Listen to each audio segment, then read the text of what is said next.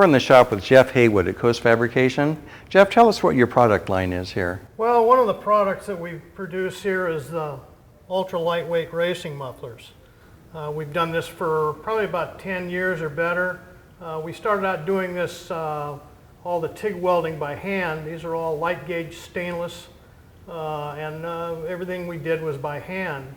As things progressed, we started getting more orders, and it got a little bit harder to keep up, so then we looked into getting some automated welding equipment, and that helped out quite a bit. We're real happy with it. It's raised the quality of the product a lot and sped up the production. So if you'd like, I'd take you out in the shop and show you how this stuff works. Let's go. This is Curtis White. Curtis is going to demonstrate this machine behind us. We've taken a piece of 22 gauge stainless and rolled it, and Curtis is going to show you what we do next. This is our seam welder. I'll take this part here, we'll slide down the end of the mandrel. The mandrel has holes in the bottom that feeds our argon as a purge. We'll shut our gate. You line the edge of the can up,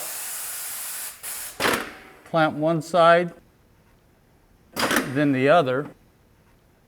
Okay, now that we got our material in, we'll drop our torch down. We'll hit our ADC, which is our arc distance control. That controls how far the tungsten is from the material that it's welding. Now that that's done, all we have to do now is just hit start and everything's done automatically.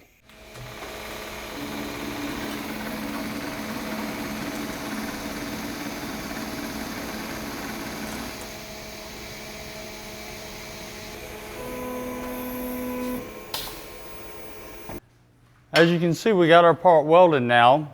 Our seam is uniformed and the weld's uniformed. Inside we got plenty of penetration, makes for a very good part. And that's what we call a daisy. This is our rotisserie welder. What we have here is a couple of parts, our slip joint and our end cap. We'll take these two and we'll slide them together. Stick it on our chuck for our rotisserie welder. Give her a little tighten up there. Then we take the can that we just seam welded on our seam welder, we'll slide it on, set our tailstock.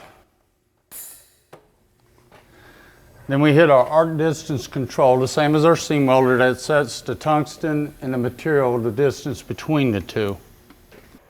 We set our ADC, and I'm checking for run out real quick here. Seems to be fine, so we'll give her a tack.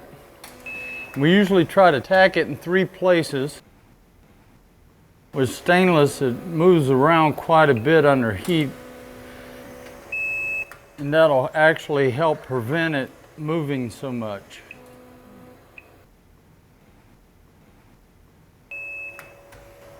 Now that we got our tacks done, we'll set our program for welding, and away we go.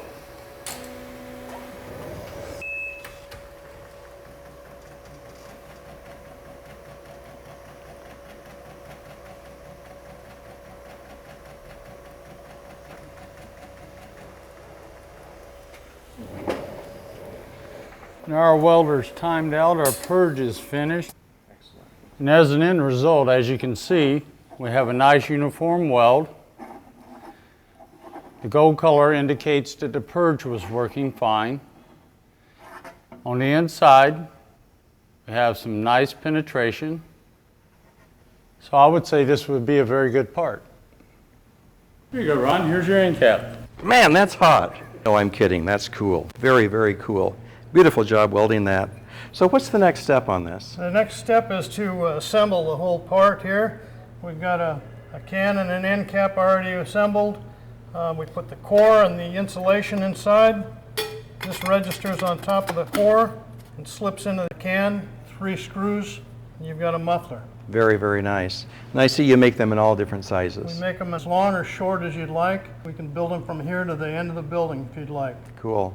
Well, Jeff, thank you so much for having us come by today. Thanks for coming by, Ron. It's a pleasure meeting you. We'll see you again.